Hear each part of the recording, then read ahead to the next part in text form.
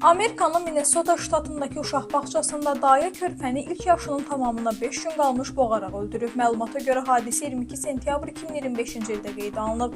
Hüquq mühafizə orqanları 18 yaşlı Tira Sellenin zəngindən sonra müəssisəyə gəlib. O telefonla 11 aylıq Narvinin qəfil nəfəs almadığını bildirib. Uşağı reanimasiya etməyə çalışsalar da bu mümkün olmayıb. 3 ay davam edən araşdırma zamanı hüquq mühafizə orqanları müəyyən edib ki, oğlanın ölümündən əvvəl də həmin uşaq bağçasında oxşar hadisələr olub.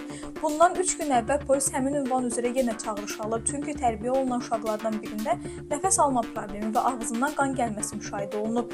Zərərçəkmiş uşağın vəziyyətini stabilləşdirmək mümkün olub. Hadisə zorakılıqla bağlı olmayan hal kimi qiymətləndirilib. İstintaqçılar şübhəni son bir neçə gün ərzində uşaqlarla təmaslı olan dayənin üzərinə yönəldib. Məlum olub ki, qız ən azı 3 halda uşaqları boğmağa çalışıb və bunu özünə diqqət çəkmək məqsədi ilə edib. Polisin dəqiqləşdirdiyinə görə 3-cü hadisə oğlan uşağının ölümünə nəticələnib.